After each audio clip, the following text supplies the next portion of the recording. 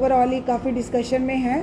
तो होता है ऐसा, ये एक क्लिनिकल कंडीशन है जिसमें most important pre disposing condition uncontrolled diabetes होती है। और जब भी कभी अगर कहीं किसी पेशेंट में मल्टीपल और या एक्सेसिव यूज़ ऑफ स्टीरॉइड्स हो तो उसमें भी ये हो जाता है। म्यूकर जो है कोविड की तरह कम्युनिकेबल डिजीज़ नहीं है। जैसे इसको अगर कोई बोले कि पैंडेमिक घोषित कर दिया जाए या एक मरीज़ से दूसरे को खतरा है, म्यूकर के स्पोर्स हमारे एनवायरनमेंट्स में रहते हैं।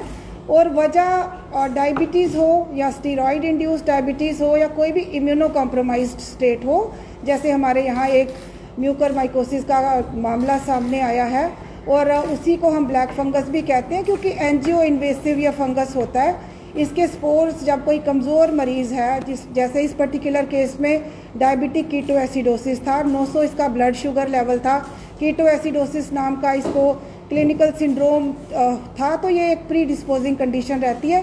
कोई भी फंगल इन्फेक्शन पर्टिकुलरली म्यूकर के स्पोर्स आँख के कंजंक्टिवा में या नाक के ज़रिए म्यूकोजा में या ENT इवन कान के ज़रिए ये जर्मिनेट करना शुरू कर देते हैं स्पोर्स और एंजियो इन्वेजन तक करते हैं, जिसका मतलब कि ब्लड वेसल्स को भी इन्वेड करते हैं। जब ये स्पोर्स जर्मिनेट होते हैं तो इनके हाइफी आँखों में, साइनसिस में या फेस की बोन्स को या ब्रेन के अंदर चले जाते हैं। इससे लड़ने के लिए किस तरह के इंतजाम आपकी तरफ से फिलहाल किए जा रहे हैं? ये हमेशा से हमारे डॉक्टर एनकाउंटर कर रहे थे। ऐसी ये कोई ऐसा नहीं है कि पहली बार हुआ है। मल्टीपल प्री डिस्पोजिंग फैक्टर्स रहते हैं। कोई कैंसर ट्रीटमेंट पे है या कोई लंबा स्टीरॉइड किसी वजह से खा रहा है, तो उनमें ये इसमें होता है कि अंडरलाइंग डिजीज़ को कंट्रोल करना चाहिए। सबसे पहले क्या वजह है कि पेशेंट इतना इम्यूनो कॉम्प्रोमाइज्ड है।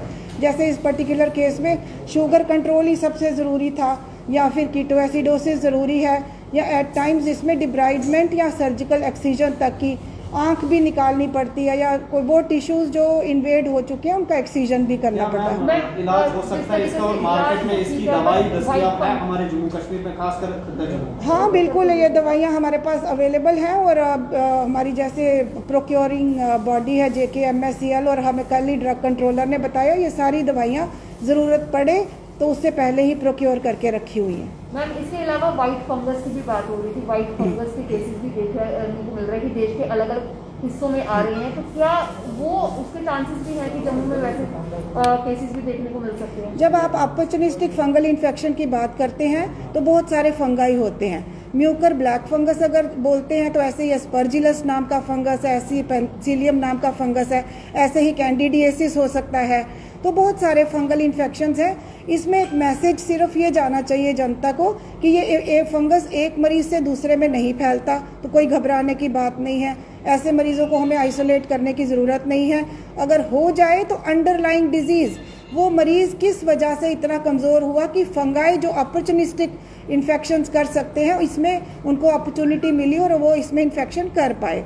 तो इसमें शुगर कंट्रोल, अंडरलाइंग डिजीज़ का ट्रीटमेंट, यही सारी चीज़ें रहती हैं। के लोगों के लिए खासकर ध्यान रखने की ज़रूरत है क्योंकि हमें जैसे आपने जो भी बीमारियों के नाम लिए हैं पर्टिकुलर हर किसी एज के ग्रुप में हो सकती है, और खासकर किस एज के ग्रुप के लोगों को खासकर ध्यान रखने की जरूरत है? Generally speaking immuno compromise states किसी भी एज में हो सकती हैं। एक्सट्रीम्स ऑफ एजेस में जैसे बड़े छोटे बच्चे या बहुत बूढ़े लोग इम्यूनो कॉम्प्रोमाइज्ड होते हैं, या किसी ने किसी वजह से ज़्यादा दवाइयाँ खाई, या एंटी कैंसर ट्रीटमेंट है, या रेडिएशन चल रही है, या फिर कोई ऑर्गन ट्रांसप्लांट का केस है। तो बड़ी सारी वजहें हैं जिनको हम इम्यूनो कॉम्प्रोमाइज स्टेट्स कहते हैं। तो अगर ये यंग डायबिटिक भी थे तो भी इनमें हो गया क्योंकि इनमें डायबिटीज़ अनकंट्रोल्ड थी। तो ये एक्सट्रीम्स ऑफ एजेस या कोमॉर्बिडिटीज़ में तो रहता ही है, लेकिन यंग में भी अगर अनकंट्रोल्ड या ट्रीटमेंट तो मिल रहा होता है हर बीमारी का, लेकिन कई बार इम्यूनो कॉम्प्रोमाइज्ड हो जाते हैं। ये एक्सेसिव ट्रीटमेंट या कोई कैंसर का ट्रीटमेंट चल रहा है या रेडिएशन या कीमोथेरेपी, तो उसमें भी ये फंगल इन्फेक्शंस जो हैं ये मॉडर्नाइजेशन की डिजीज़ है कि जैसे जैसे हम ऑर्गन ट्रांसप्लांट की तरफ जा रहे हैं, ज़्यादा कैंसर ट्रीटमेंट की तरफ जा रहे हैं, तो साथ साथ में हमें तैयार रहना पड़ता है कि ये साइड इफ़ेक्ट्स जो जिसमें बॉडी बहुत कमज़ोर होती है तो अपॉर्चुनिस्टिक इन्फेक्शंस के चांसेस रहते हैं। पेशेंट कब यहाँ एडमिट हुआ और अभी पेशेंट की कंडीशन क्या है? पेशेंट परसों आया था, उसको बिल्कुल जैसे मेरे साथ हमारे HOD ENT डॉक्टर कलसोत्रा हैं, हमारे ये यहाँ पे गैस्ट्रोएंट्रोलॉजिस्ट डॉक्टर विजयंत चंडेल हैं, HOD मेडिसिन हैं, डॉक्टर सुमन कोतवाल तो डायबिटीज़ के स्पेशलिस्ट हैं। सारे डॉक्टर्स अपनी अपनी स्पेशलिटी की राय मरीज़ को देते हैं। इन्होंने सब ने मरीज़ को देखा, डायबिटीज़ कंट्रोल की कोशिश की और डिब्राइडमेंट यहाँ ENT डिपार्टमेंट में हुई। तो जैसे मरीज़ होता है, GMC जम्मू एक बड़ी कोऑर्डिनेटेड टीम है। ये अपनी अपनी एक्सपर्ट जो राय हैं देते हैं मरीज़ के वेलफेयर में और उसको ठीक से मैनेज करते हैं। तो ये भी जानने की कोशिश करेंगे कि जिस तरीके से आपने कहा कि आपके पास एक वेल एक्सपर्ट टीम है, बट क्या इसके लिए तो जो फंगस केसेस अब सामने आने लगे हैं, जिससे पहला केस आ चुका है, तो उसके लिए क्या अलग तरीके की टीम आपकी तरफ से बनाई जाएगी कि लोगों को मदद करे? जैसे हमने देखा कि पहले टेलीकम्युनिकेशन जो सर्विसेज स्टार्ट की गई कोविड को लेकर, क्या इसको लेकर भी कोई ऐसी सर्विस स्टार्ट करेंगे?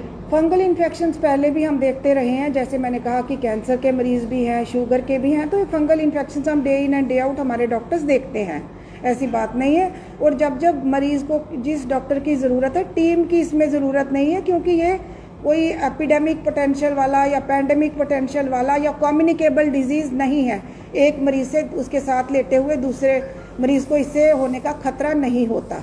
तो ये मरीज़ का अपना ही कमज़ोर इम्यून स्टेटस है, जिसकी वजह से उसमें ये फंगस एस्टेब्लिश हुआ और ये बीमारी पाई गई। लोगों का एक सवाल भी है कि जिस तरह कोई वेंटिलेटर पे आता है या किसी को ऑक्सीजन लगाया जाता है, क्या ये फंगस उसमें आता है? ये आपने ठीक सवाल किया, लेकिन हर पेशेंट का अलग असेंबली आती है। जब मरीज़ चेंज होता है उसके साथ ही उसका मास्क और सारी वेंटिलेटर की असेंबली बदल दी जाती है। ये बिल्कुल क्रॉस इन्फेक्शन का इस हॉस्पिटल में ऐसा कोई स्कोप नहीं है।